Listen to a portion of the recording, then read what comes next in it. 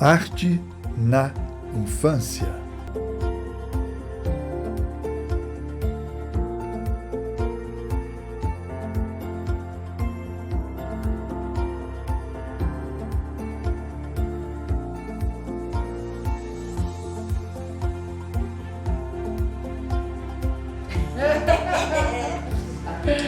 Boa noite, gente.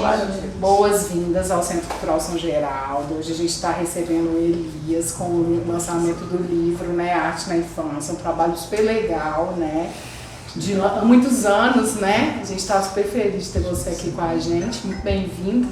Sempre quiser voltar, as portas estão abertas. Ele vai deixar um exemplar para nós, né, Elias, de doação para a biblioteca. Então, depois quem quiser acessar com mais calma. Vou deixar 2, eu estou tão entusiasmado. Ah, que bom! Vou emprestar 2. Maravilha! Isso já era para ter vindo. Tchau, obrigada. Eu sou a bibliotecária e a Francisca é gestora. E Francisca é gestora, né? Então, eu quero agradecer a recepção do projeto aqui no Centro Cultural São Geraldo. Essa recepção maravilhosa, mas realmente estou impressionado, muito bem impressionado, né? Com o espaço, a dinâmica, as imagens, essas fotos com elementos em primeiro plano, painel no fundo, os armários lindos, a escola já está querendo ter umas pinturas dessas lá, né? Também. Então, assim, parabéns, a impressão. Então, esse é o livro, né? Arte na Infância. Esse livro registra aí uns 25 anos de projeto e ele foi impresso ano passado e distribuído para todas as escolas do ensino fundamental e creches também, né? Nós vamos deixar aqui com muito prazer para o Centro Cultural São Geraldo 2 exemplares desse livro, né? E espero que tenha aí a sua repercussão, né? É um trabalho de paixão. Então, professora, só simbólico, o outro vou dar depois. Ah, obrigada. Para registrar aqui, né? Repassando para a bibliotecária, né? Muito obrigada. E depois vai o segundo volume, que eu vou usar aqui também para Vamos usar para fazer aqui apresentação. essa apresentação também. Né? Agradecemos demais. Mas, assim, aqui é o contexto desse livro. Eu acho que vou começar por mim lá na roça, quando eu era menininho, né? Quando eu era petiti, né? De origem rural, isso de alguma forma, né, é bastante relevante na nossa formação, na nossa visão crítica, né, da vida rural, da vida urbana, toda essa coisa. O Arte na Infância foi dando origem a outros tantos projetos. Esse que a gente foi para o rural, depois fizemos o que a gente chamou de Arteira Artista, que é uma exposição também didática com banners parecidos com esses aqui, que mostra esses trabalhos. Essa exposição já foi em vários estados no Brasil e ele está realizando ainda aqui em Belo Horizonte, através da Iniciativa Cultura, chama Arteira Artista. Arteira de bagunceira e artista de que é artista, né? Você é arteira. E depois fizemos outros projetos, né? Que foi a publicação de um outro livro, e aí fizemos um curso online também, língua visual. E eu comecei esse projeto em 99 e fiz junto um seminário, ou seja, o que ficava enfático é que essa criança, capaz de fazer uma expressão artística, estava ausente do setor cultural. Mas estava ali agora, então, no Palácio das Artes, numa exposição. Incomodou muitos artistas, as manchetes do jornal. Nesse seminário eu comecei a ser questionado. Elias, como é que é? Você está aí falando que criança faz arte, mas educadores, por exemplo, o Fábio Ostral, diz que criança não faz arte. Que criança não faz arte. Me surpreendeu essa questão. Falou, olha, ela usa tinta, ela usa desenho, ela usa linha, né? Ela usa pontos, usa cor, ela usa papel, e ela faz um tipo de expressão que, para mim, que me formei em arquitetura, estou envolvido com pintura, é um trabalho que eu reconheço de alta expressividade. Ok, continuei fazendo esse projeto durante uns 10 anos, e aí eu resolvi fazer uma pós-graduação, usando exatamente o projeto Arte na Infância, né? Como estudo de caso. Descobri que tinha um tal de Campo das Artes. Esse setor acadêmico do Campo das Artes, que envolve museu, crítica de arte, curadores, né, o mercado de arte e o setor educacional, o Ministério da Educação, que juntos elaboram os parâmetros curriculares, arte, e a escola realiza esse ensino da arte com ênfase no ensino de quê?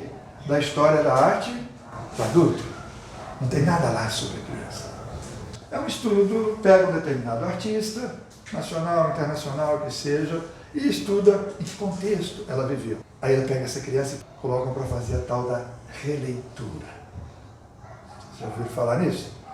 A tal das releituras, não é? Aí tem um problema seríssimo. A releitura pressupõe que você vai fazer uma reinterpretação de algum elemento, de alguma obra, de algum conteúdo. Você precisa de saber o que antes para se fazer uma releitura. Né? Você precisa de saber antes a leitura. E para você fazer a leitura, o que você tem que fazer antes? A alfabetização. Ok, nós estamos falando agora do desenho, da pintura. Nós estamos falando agora de quê? Linguagem visual. Aí nós temos os elementos da linguagem visual, imagens. Né? E o que nós usamos? Sujeito, verbo, objeto direto? Não, nós usamos pontos, linhas, a cor, as harmonias cromáticas. E eu acrescento esse elemento, que não está em livro nenhum, que é o espaço pictórico. Então o nosso trabalho tem uma ênfase na alfabetização. Essa menina quis mandar um recado para nós. E ela usou esses recursos e mandou essa mensagem. Comunicou. Expressão, a hora que você vê comunicação. E o que você percebe aqui? Uma árvore verde, uma florzinha vermelha. Ah, então ela comunicou na linguagem visual, usando elementos da linguagem visual. Essa criança não está tendo esse espaço para a sua expressão. Porque a criança não está no Palácio das Artes, não está participando da vida cultural. Porque eu, adulto, porque eu, pai, porque eu, professor, porque eu, sistema de ensino, porque o sistema cultural não está permitindo e não está levando essa criança a sério. Como se a expressão da infância não fosse relevante. Guimarães Rosa escreve um monte de coisa nos seus romances que são o quê? Memórias da infância. Primeiro, a gente trabalha a ideia do desenho e da linha calma, nervosa, expressiva, ou seja, a linha é o rastro do nosso movimento que fica marcado no papel. Como que meu corpo movimenta para fazer esse desenho? Como meu corpo funciona? Cotovelo, ombro, vocês vão ver isso no vídeo, né? Meu punho, meus dedos. Como que isso gera uma série de movimentos que vai criar texturas, movimentos, etc. Veja de novo. Então, aqui, nesse tamanho, ela tem visão de conjunto. Depois a gente escaneia esse desenho, imprime nesse tamanho e faz uma exposição, por exemplo, na escola. Eu falei um pouco, e vou fazer rapidamente, sobre esse espaço pictórico, porque a relevância desse espaço pictórico. O que é esse espaço pictórico? Esse espaço pictórico é a imagem que você vai fazer nesse suporte, que pode ser o papel, pode ser o celular, pode ser o computador, né? E, dependendo da posição que você coloca essa imagem, ela adquire diferentes expressividades. Nós temos aqui um centro, um lado de cima, um lado de baixo. Né? E veja só, eu desenhei aqui duas esferas, aqui dois círculos, um representa uma bolha de sabão, você já brincou com bolha de sabão? E o outro é uma esfera de ferro pesada. Qual que é a bolha de sabão? É de cima, de cima. Por que é de cima? Porque ela é leve, ela flutua. Você levanta a mão e fala, e o que é pesado vai para baixo. Então, você já tem um sentido de orientação da força da gravidade, das coisas pesadas embaixo, coisas leves em cima. Se eu colocar nessa posição, no chão, na mesa e perguntar, diferente, tanto faz. Então, veja só, quando a gente olha uma imagem, uma pintura, um quadro, a gente já traz a nossa experiência física para esse tipo de percepção. E o que estiver acima nos parece mais leve, o que estiver abaixo nos parece mais pesado. E assim, uma outra imagem ainda, eu quero botar essa imagem na parede, e aí como é que eu ponho? Assim, assim, assim, escolhe. A, B, C, assim, ou assim, ou assim. Qual posição te dá mais conforto? É isso? É isso? Ou é isso? Assim. Assim. Né? Nós temos aqui uma situação de simetria, uma ideia de peso e uma ideia de equilíbrio. Né? Também assim. As crianças, em geral, preferem essa situação. Você escolheria essa? Né? Está em crescimento, está em expansão.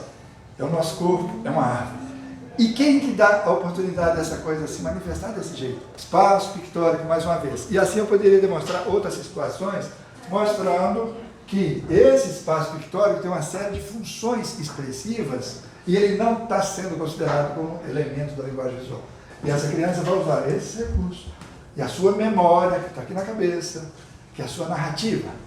Isso interessa a ela. Isso dá uma ideia de como a gente tem trabalhado então, com arte na infância. As cores primárias quais são? Amarelo. Amarelo, azul. Eu também aprendi errado. Tá. Desculpa aí. Eu aprendi errado e ensinei errado durante muitos anos. Amarelo, ciano e magenta. O cartucho da impressora tem C, M, Y e K, é o branco, né?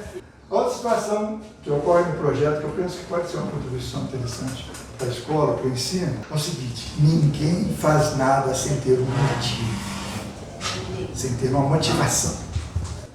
Então nós temos um conjunto de ações articuladas, né, que é uma palestra na segunda-feira, terça, quarta, quinta, teoria e prática, gera um mural lindo.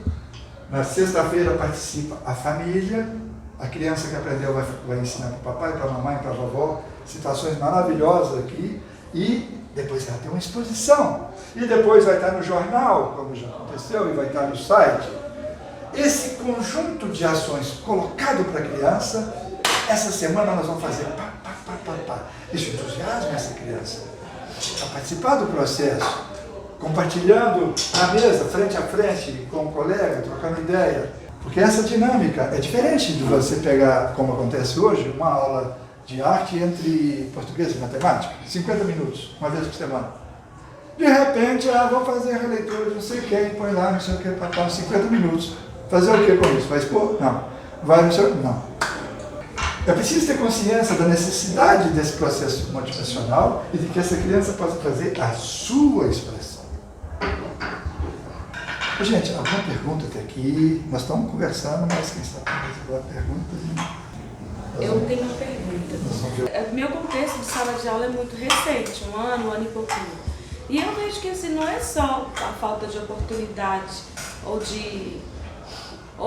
deles estarem mais próximos da arte, mas hoje, eu acho que a tecnologia também atrapalha, não sei se atrapalhou, não posso dizer que atrapalhou, tem suas vantagens e desvantagens, mas estimular as crianças a desenvolver, uma vez que eles já estão ganhando tudo muito pronto, tem sido desafiador, mesmo no ambiente privado, não escolas públicas e privadas, eu acho que está no mesmo pé de igualdade.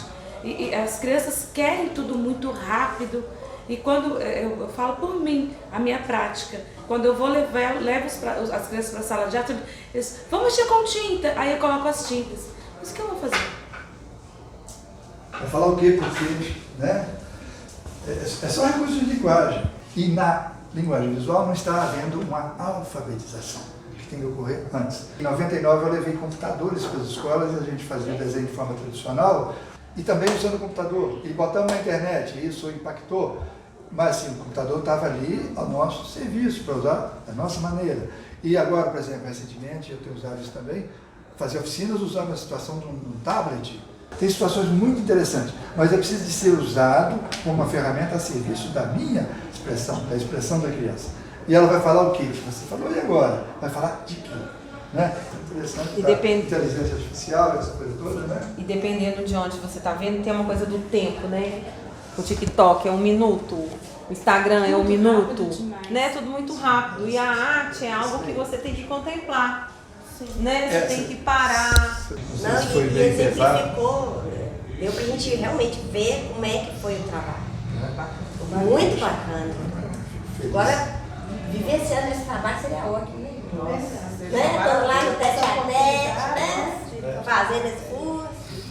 Então, nosso esforço, a nossa dedicação ao longo desse período tem sido nesse sentido de tentar dar oportunidade a essa criança de fazer a sua manifestação, né, no processo de acesso aos espaços culturais, a esses recursos. Não esse espaço dominado e moldado pelo adulto, mas que represente a expressão mesma da infância, que não está preocupado com o mercado, que não está preocupado em vender obra de arte, mas que usa elementos, sim, da linguagem visual e é capaz de estruturar a sua expressão, né, nesse processo. Então, esse é o nosso desejo, né, desse livro e que a gente tem se dedicado aí ao longo desses projetos. Eu reparei que, pela sua palestra, que precisa é crucial a alfabetização, né? Não é só o papel e o lápis.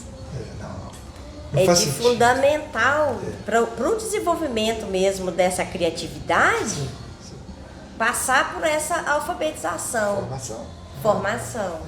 Porque Porque às vezes, saem trabalhos muito bons. às vezes se fala de uma oficina de arte livre, aí pega papel e tinta.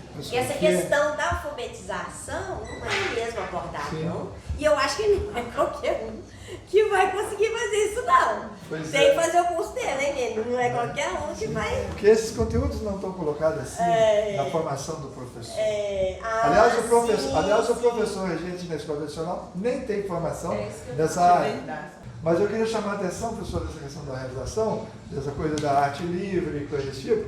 Não existe jogo sem regra. Então, assim, quando você estabelece determinados recursos, que são esses elementos da linguagem visual, e que você vai buscar um equilíbrio nessa composição, aí vai não sei o que, você estabelece, e aí eu quero falar de quê? Usando essa linguagem. Porque às vezes a gente conhece a linguagem, dá o fato de você saber escrever, conhecer as palavras, etc., que você vai fazer um poema. Justamente. Então, assim, às vezes hoje eu posso dizer que eu conheço mais sobre aspectos de teoria, etc., sobre essa questão de arte, do que eu conheci no passado. Mas eu tenho plena clareza que houve um momento no passado onde eu tive uma necessidade muito mais premente de me expressar e eu fazia com aquilo que eu tinha, etc., etc., do que hoje que eu tenho esse conhecimento mais. E aí, vou falar de quê?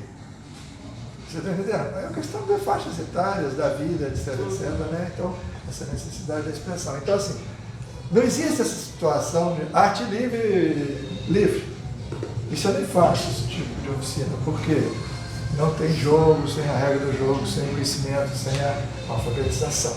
E a escola está fazendo essa alfabetização? Não está. Está no livro, né? Ela está no livro de releituras, um pouquinho sobre teoria da cor, primária, secundária, cor quente, cor fria, não passa disso. Mas mesmo a minha formação ela é recente e eu não me recordo dentro da minha formação, e a Lu me conhece. Eu sou muito curiosa. Eu gosto de aprender, gosto de ver. Eu nunca, nem de longe, tive um conhecimento desse em pouco tempo que eu tive aqui agora. Não, aprendi. O vídeo então, é muito eu não denso, posso tem muito ensinar conteúdo, mas... para as minhas crianças aquilo que eu também não sei. Justamente. E quando você pensa, você disse assim, forma-se um professor de arte e vai para as licenciaturas na escola. O problema é que a base ficou sem. Porque ele vai chegar para ensinar o Fundamental 2, o médio e a infância. Continua no buraco, continua no raso, ou continua sem o conhecimento. E cheio de preconceitos que vêm do campo das artes. Criança não faz arte, onde está famoso, você não. Qual que é a função da arte? Qual que é a função da arte no dia a dia? Viu a criança e as famílias? E o beijo daquele Acho menino? até mesmo a escola, a direção, coordenação pedagógica, o que isso vai contribuir? Que vem de cima, né? Ele vai analisar. E que para essa criança aí vai contribuir. Sabe, tem a questão do autodidatismo. Se não fizesse tanto mal, muita coisa boa aconteceria. Sabe assim? Ou seja, se não fizesse as crianças fazer leitura, cópias ridículas, né? Não vou nem citar. Agora é mangá, sabe, né? Tudo agora é desenho, os meninos sabem, coisa impressionante. Eu não sei o que você Não, e a arte... aqui de ver um almoxarifado de escola, uma das coisas que no final do ano mais se joga fora é tinta. Porque eles não usam. O material perde. Seca, perde, vem, e ela fica com um mau cheiro muito grande. A gente usa o pastel oleoso, que é um material que não estraga assim com o tempo. Ele é um bastão, um tipo de cera a óleo, é a base de óleo, né? E ele pode esfregar, sobrepor, misturar. E continuei ela com o segundo período. Quantos anos são? Eles eram de 4 e 5 anos. Era uma turma bem agitada e eu trabalhei artes com eles. Nós fizemos exposições lá na creche, vocês não estavam lá não. Aí nós fizemos exposições e os meninos, eles se apegaram tanto ao projeto que eles acalmaram. Foi uma forma, fizemos as releituras, né? Está perdoado. Fizemos as releituras. Mas também teve a parte que eles mesmos produziram e ficaram expostos. E os pais foram na escola, lá na creche, para poder ver.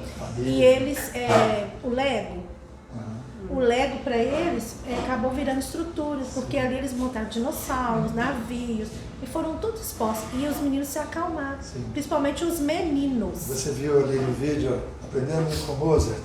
Sim. Né? Naquele concerto de flauta de Mozart maravilhoso, as crianças ali imaginando os desenhos. Maravilhoso. Que momento de relaxar.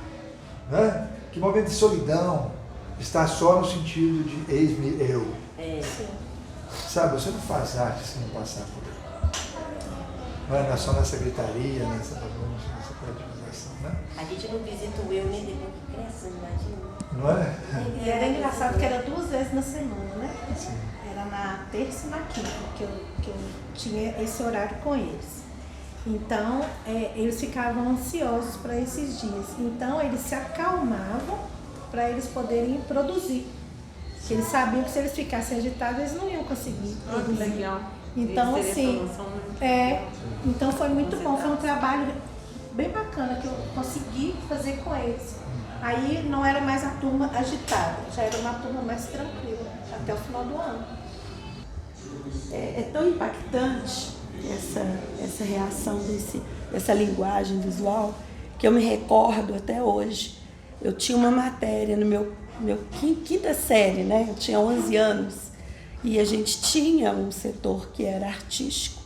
Nós fazíamos pinturas em cerâmicas na época no colégio, e tinha a parte do desenho. E eu me recordo que nós recebemos não era tela, era uma madeira mesmo, assim, plana, e a gente teria que fazer um desenho livre ali. E usamos tinta na época, várias coisas. E levamos para casa aquilo. E a minha mãe expôs. Eu me recordo que assim, eu tentei fazer montanhas e não deu certo. E eu fiquei com aquilo. Nossa, todo mundo queria fazer montanha e eu fiz outro desenho. E foi assim, até hoje eu me recordo direitinho como eu fiz aquilo e como que minha mãe recebeu aquilo, né, com carinho, expôs, ficou muitos anos na parede, assim, e impacta mesmo. A criança guarda. Nós fomos reunir com o pessoal e eles pedindo pra gente ter mais laços estreitos, trazer mais as oficinas pra dentro da escola. Não aquela que foi lá. Ah, não, foi com aquela que tinha aquele trabalho de desenho, ponto. Como é que era? Ô, gente, eram umas cartelinhas que tinha negócio de horóscopo. Não era horóscopo, não, eram as fábulas. Aquela artista das fábulas. Aí nós fomos lá apresentar lá pra escola. E ela falou justamente isso. Tem alunos lá que não conseguem ser letrados, não conseguem expressar nada por letras, mas expressa todo o conhecimento, ciências, matemática, tudo no desenho. Tudo através de desenho. Né? Infelizmente eles não puderam, o problema de horários lá, não puderam estar aqui, mas seria importantíssimo. E aí, gente, que bom, a gente vê que tem muito trabalho pela frente, né? Os trabalhinhos deles lá pendurados lá atrás. Eu acho que o desafio não é nem expor as crianças, é mudar o olhar dos professores. Sim. Porque as crianças, é natural, eles vão querer fazer. Difícil é querer encontrar alguém que os medie no processo. E o professor cria uma demanda, então teve muita ênfase na questão seguinte: é preciso de professor aprender a pedir, porque o que ela pede, a criança faz. O professor que dá ênfase a esse tipo de resultado, olha que maravilha, tal, ela vai reforçar isso na criança, ela vai fazer, o coleguinha vai fazer a mesma coisa. Então, é preciso que esse professor tenha uma consciência desse procedimento da linguagem, o que é qualidade nisso, porque ele tem que ter essa maturidade, ele tem que desenvolver isso também, né? Para poder fazer essa demanda. Né? E o público do seu curso? O que você poderia falar para o pessoal? Qual que é o público? Só gente que é professor de arte? Não. Ou que tem alguma formação na arte? Ou você qualquer disse sobre a professor? oficina? O seu curso você vai oferecer Tá. online? Então, né, gente? Vai sair o curso online. Esse nós vamos fazer Arte da Infância online. Lá tem os nossos projetos, você tem aqui também. Sim. E aquela correspondência que eu mandei para você, tem uns links também. Sim, eu mandei lá escola. E esse livro está à venda no site. Se quiser folhear. Se quiser folhear. É porque as meninas elas são da creche. Sim. Aí eu dei para elas o e-mail lá do setor de gerência de biblioteca, pede a coordenadora delas para enviar pelo e-mail institucional e solicitar. Ver o que aconteceu, que pode ser que esse livro esteja na regional. Pode ser. Mas aí ela vai informar, ela falou, o livro já foi encaminhado para a regional. Arte na infância. É direito cultural e forma cidadãos desde a infância.